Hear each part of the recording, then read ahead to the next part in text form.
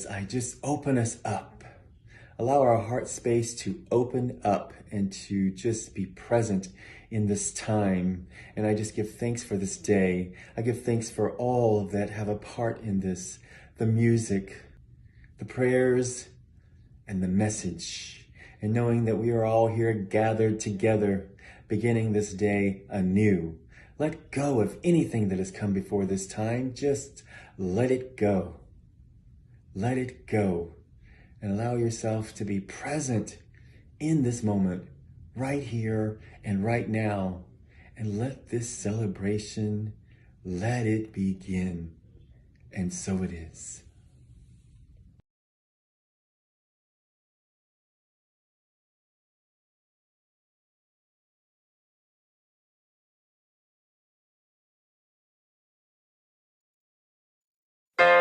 One power, one power, one power,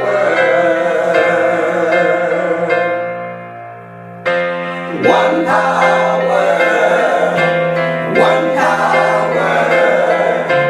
one power.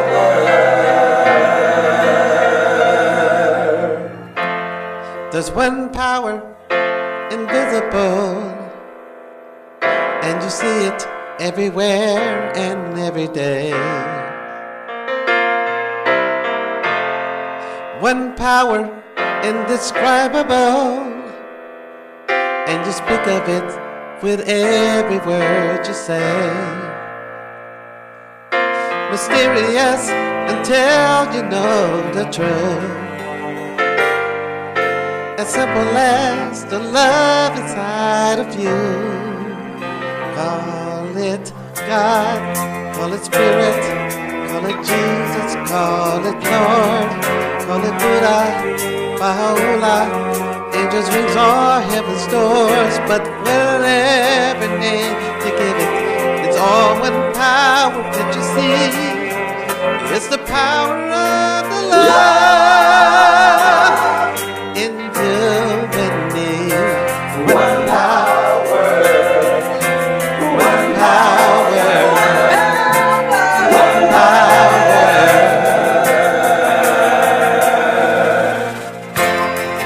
We speak so many languages, different clothing, different colors, different names. But different is only dangerous when we forget that in the heart we're all the same.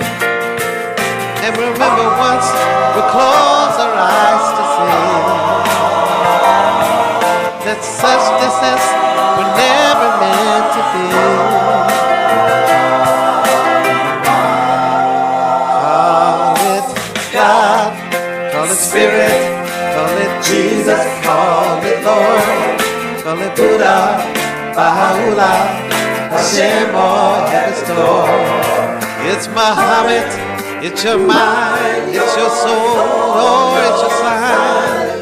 It's the universe, it's music, Mother Earth, all for the time. But whatever name you give it, it's all one power, can't you see?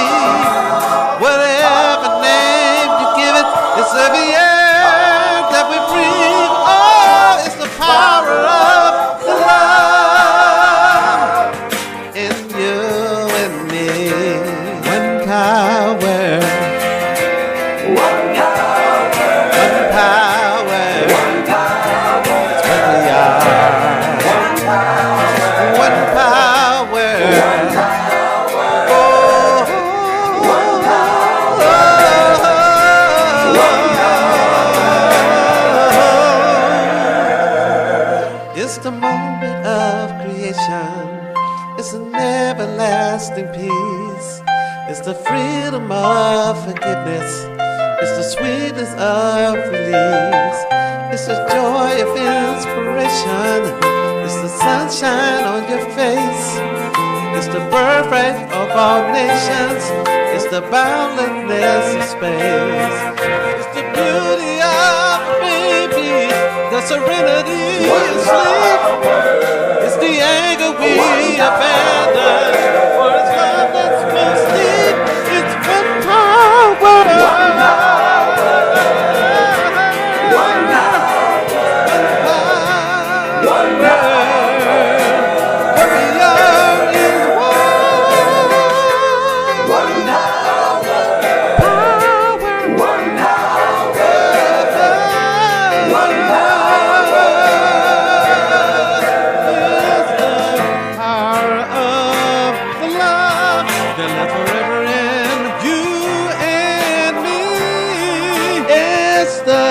power of the blood. you and me. One power, one power, one power.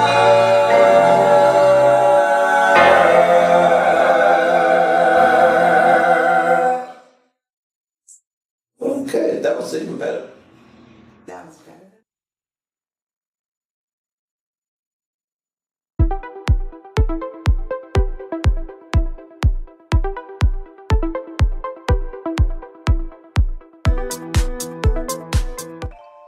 What comes from the heart reaches the heart.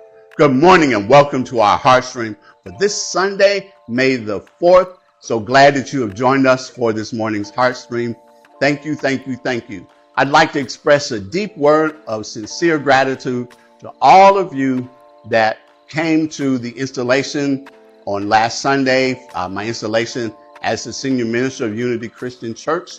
Those of you who sent your well wishes, sent me energy, prayers, all of that, for whatever reason you may not have been able to be there. Either you live out of town or there were other things, because I know there were a lot of things going on.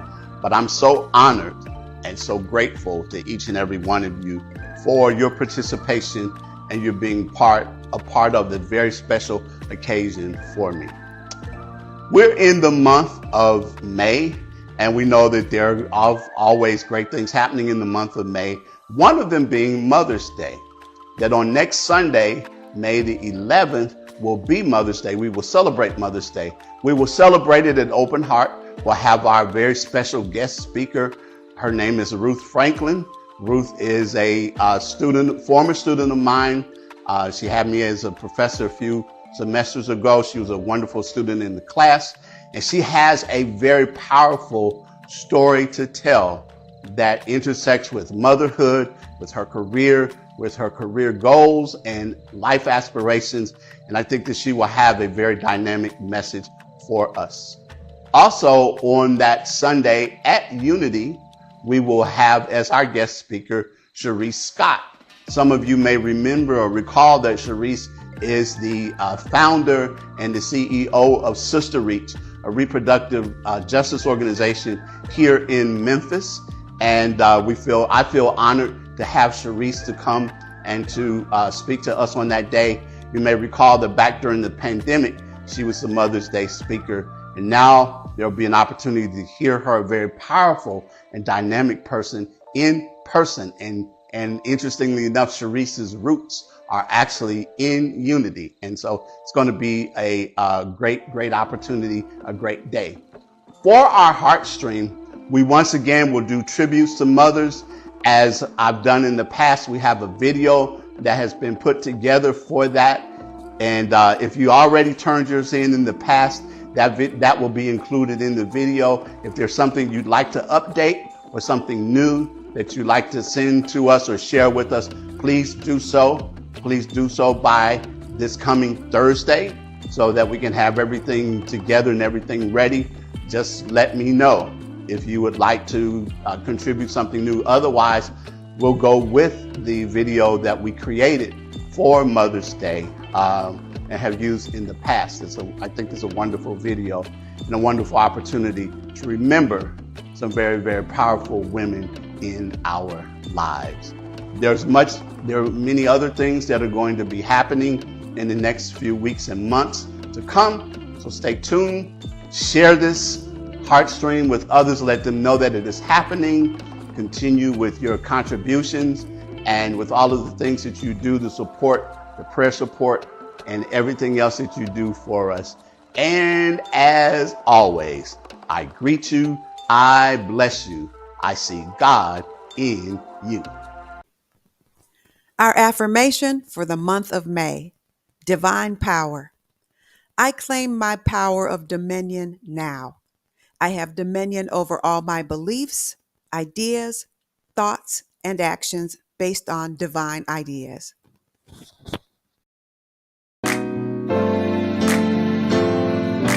Today is a day like no other day. Just think and you'll know that it's true. should be holidays. So I'm singing this message to you. Happy birthday to you.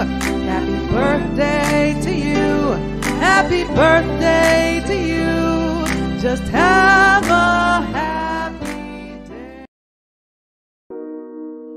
There are several ways to give to Open Heart: through our Cash App at OHSC901, online at OHSC901.com, or text the word GIVE to 615-422-4290. A powerful way to start or continue your day is with our daily prayer call. Each morning at 8 a.m. Central Time, a prayer team member provides an inspirational reading and an affirmative prayer. Join us at 901-586-8755. Chicken and Biscuits is a play, and in this compelling story, can Bonetta and Beverly, two sisters at odds, set their differences aside to honor their father's memory? A shocking family secret revealed during the service forces the sisters to confront a truth that could either mend their fractured relationship or drive them further apart. Directed by Curtis C. Jackson and our own Emma Crystal serves as assistant director. This show opens on May 9th and runs through June 1st at Circuit Playhouse, 51 Cooper Street.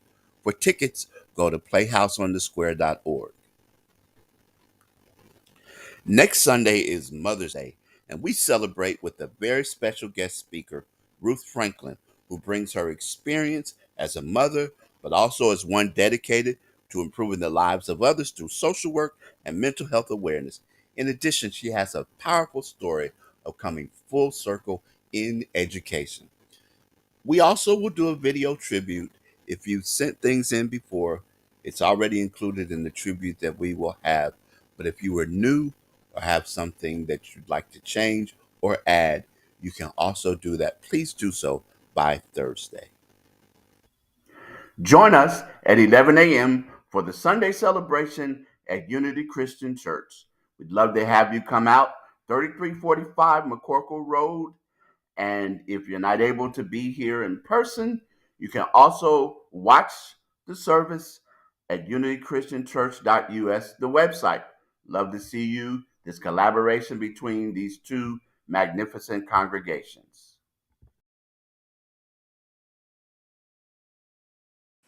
All right, here we go. There is a God in the garden.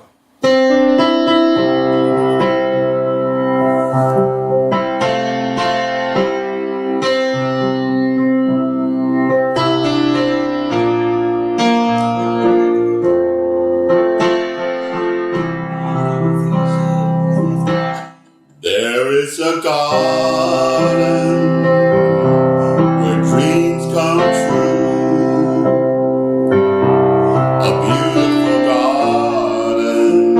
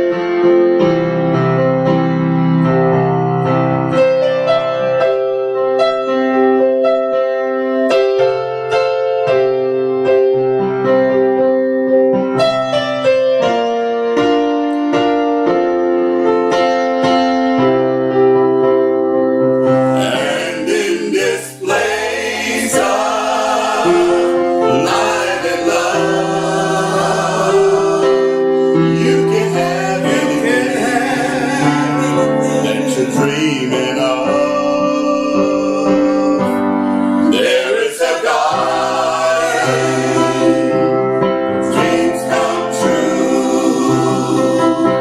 A beautiful garden, that garden is you. There is a garden where dreams come true. A beautiful garden, that garden is you. There is a garden where dreams come true. A beautiful garden, that garden is you. Such a beautiful garden, that garden is you.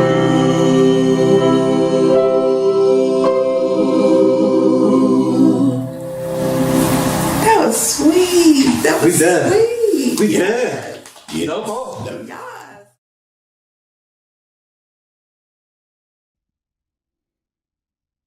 Books have always been an important part of my life. I've always been around books. They've always been around me from the trips that we would take to the library. I remember with summer coming, how my mother would take us down to the library. We would put together a list of books that we wanted to read for the summer, and she would make sure that we got the books and that we spent time reading the books. I can remember my father that had many, many books. As a matter of fact, the church, when our congregation moved into a new building, one of the things was his pastor's study, which was different from his pastor's office. He had an office, but he also had a study. And in the study, it was wall-to-wall books. And even now, in his retirement, the home, he has an office, and in that office are bookshelves all over. And inside of that office are many, many, many books on the bookshelves and even still in boxes.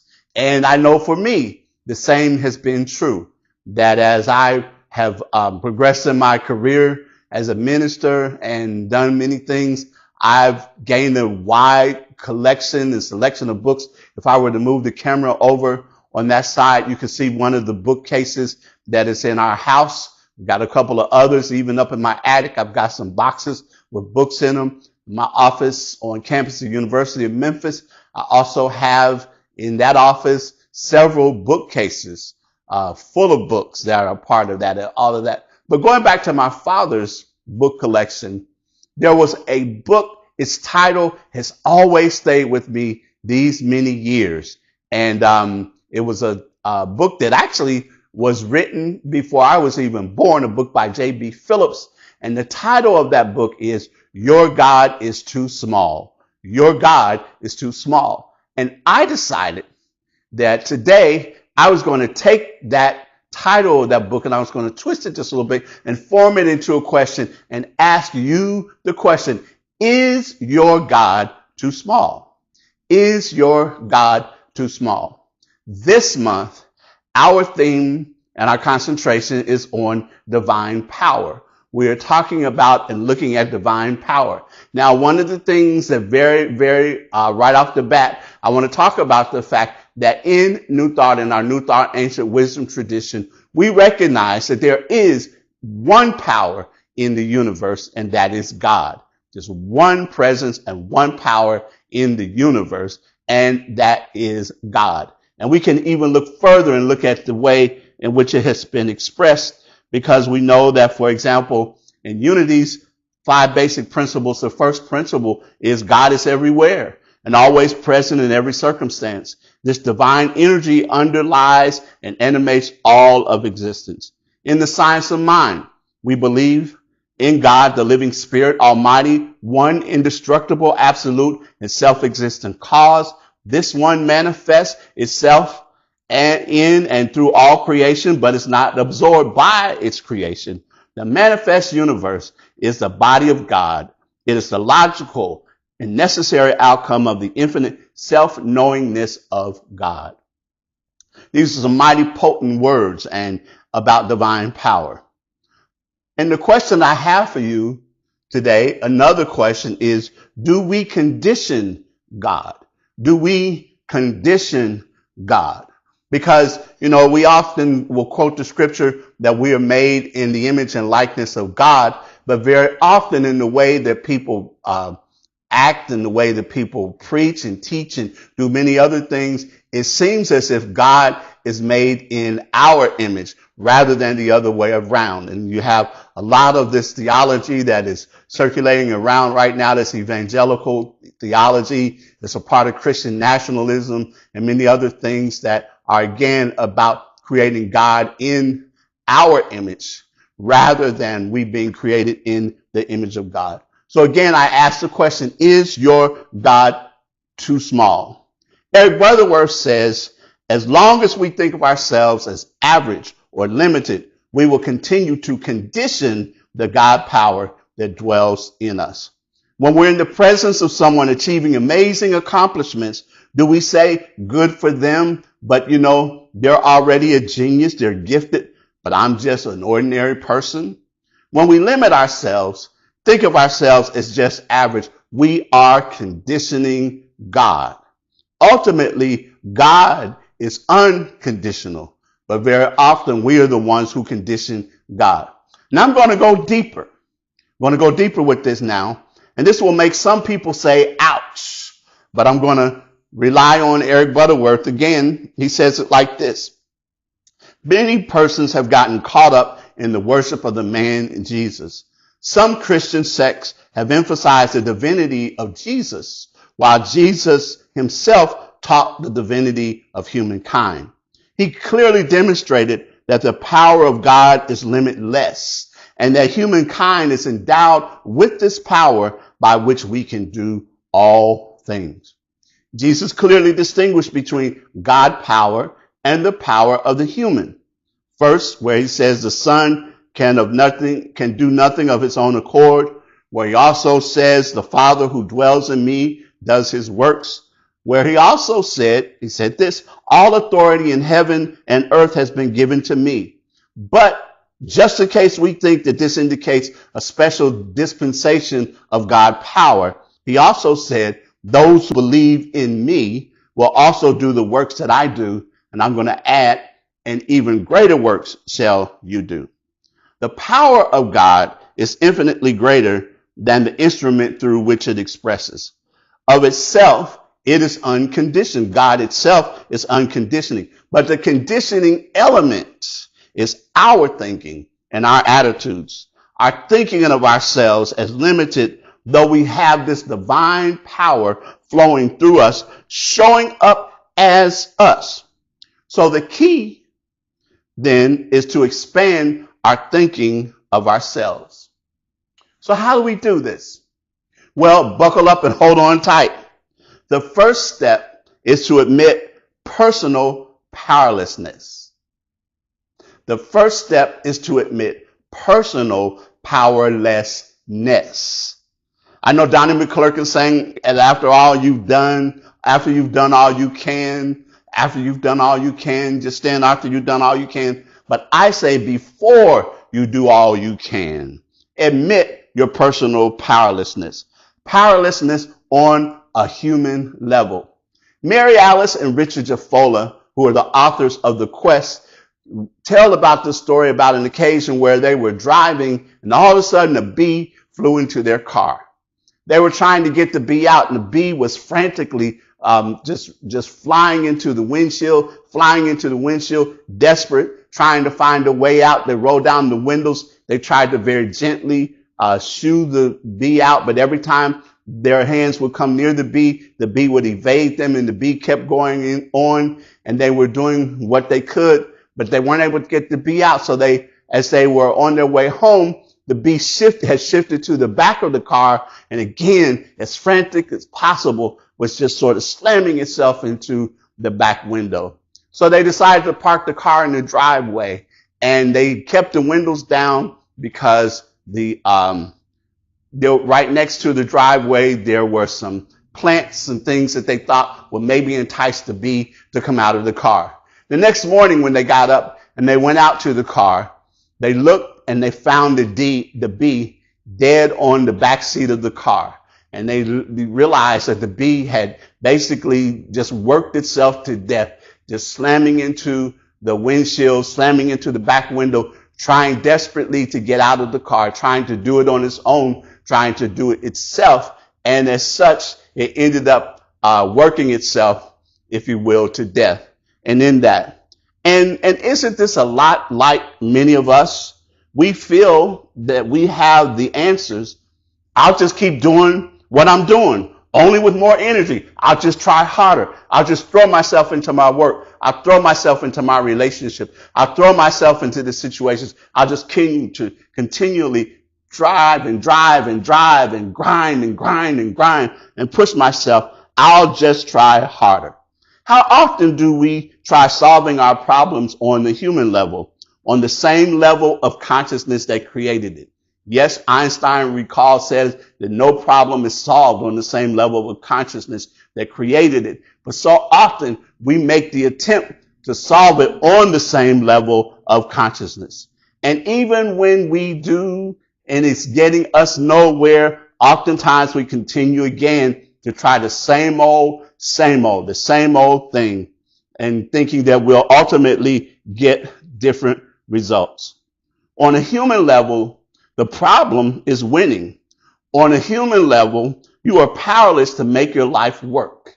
Admit it. Your best thinking got you there, and your best thinking will keep you there. This can happen when we own our challenges. We say things like my allergies, my back pain, my arthritis, my problems, my debt, all of those things, and my, and we attach those things to us. We happen to own our challenges. Butterworth again reminds us we also hold fixed false attitudes or graven images about ourselves. I am weak, not as smart as, worthless, unlovable, incapable.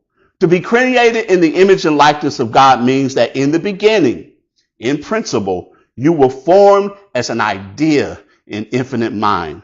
You can never be less than the God idea in expression. You don't need a new self-image. What you need to do is to let go of the graven image of yourself that you have carved into the fabric of your subconscious mind, and to know and release your own divine image. That's why, and I'll admit I'm still working on this myself, but I like the old school metaphysical term appearances. When we talk about certain things showing up, we refer to them as appearances. First reason why I like it, because when we start talking about appearances, we can begin recognizing that the only power that ultimately those things have is the power that we give to them. The more that we focus on them, the more that we worry about them, the more frantic we are about these particular things that show up in our lives, the appearances, the greater they become, the more power we attach to them. But I also like the fact that when we start saying things about appearances, that appearances suggest that it's temporary. Y'all know how we do. There's maybe an event or something that we are really kind of in our minds second guessing whether we're going to go to it or not. We might be tired. We might have been busy all week. There might have been a number of different reasons why we are having second thoughts or guessing. So what do? What do we often say? We will say, well, I'm going to go, but I'm just going to put in what? Put in an appearance, meaning that I'm just going to be there. Don't look too long. Don't turn your head away too long, because if you do, chances are you'll see me and then I'm gone. But appearances, and I like that, because that when we do that, we look at things that are happening in our lives that they are just appearances, that they may come, but when we recognize them for what it truly are, they don't stay. We can do the work so that they do in fact disappear. That unless you admit to your personal powerlessness, then we find ourselves stuck in this pattern. We try controlling our outer world, people or events, but can we really control those things? Ultimately, there's only one thing that we have control over. First, admit to your personal powerlessness. When we do, we stop fighting. This frees us from the obsession with another person or place or circumstance. It permits us to be human, to accept our humanity instead of struggling with it or looking to it for the ultimate solution. Once we accept our humanity while admitting personal powerlessness, we're ready for the next step. So, what's the ultimate solution? Butterworth gives us an interesting perspective. And I'm going to use him again because he quotes Paul, and I'm, not a person necessarily that quotes Paul or not for other reasons. One day we could talk about that. But he says that Paul gives us the key to appropriating this great power when he says we should be absent from the body and present with the Lord. That we should be absent from the body and present with the Lord. Now, I know. Usually when we hear this scripture being quoted, it is usually in the context of a funeral. It's in the context of when someone has transitioned, when someone has died. You will hear people say they rejoice because they know that to be absent from the body is to be present with the Lord. But I'll go on. But when we are absent from the body, he writes, when we get our minds off the problems and obstacles and focus on God, the unconditioned power that dwells in us, nothing will be impossible for us. So when we move away from our human efforts, when we move away from our feeling, thinking that we have the ultimate solution, when we move away from that, when we are absent from the body, trying to do things ourselves and present with the Lord. In other words, we're allowing the God presence, the divine power that is within us to come out, to come through, and to be in that particular situation and circumstance. Because we know that there is only one presence and one power, God, the good, omnipotent. This is a staggering statement when we really comprehend its meaning. Power, God power, is with you and in you each and every moment of the day. That whenever you turn your thoughts to God, you become one with power, with that power without limit. I want to close with, because I thought the song was appropriate, Eddie Watkins Jr. called Get Out the Way, running around fixing this and that, giving up to God and taking it back. Just release and let it go. Don't even think about it no more. Get out of the way. Get out of the way and let God do its thing. You look like the world's on your back. Just take a deep breath and cut yourself some slack. All that drama ain't good for you. You couldn't change it if you wanted to. So get out of the way. Get out of the way and let God do its thing. The sun is going to shine and the river's going to flow. The tide's going to rise without your say so. The universe is working and the good is flowing. Don't plant a seed and dig it up to see if it's growing. Get out of the way. Get out of the way. Get out of the way. Let divine power do its thing. And so it is. Amen and ashe.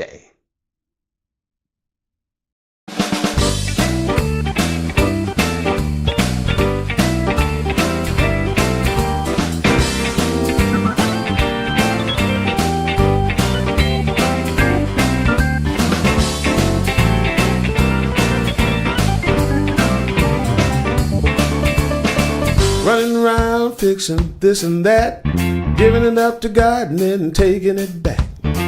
Just release and let it go. You don't even have to think about it no more. Get out of the way, get out of the way, get out of the way, get out of the way, get out the way, and let God do its thing. You look like the weight of the world's on your back. Just take a deep breath and cut yourself some slack. All that drama ain't good for you. You couldn't change what is if you wanted to. So get out of the way, get out of the way, get out of the way, get out of the way, get out the way, let God do his thing. Woo!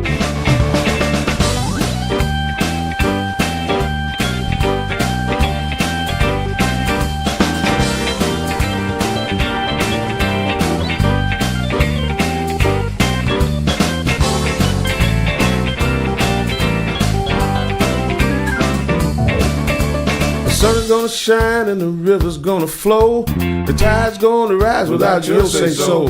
The universe is working and the good is flowing. You don't plant a seed, then dig it up and see if it's growing. Get out of the way. Get out of the way. Hey, get out of the way. Get out of the way.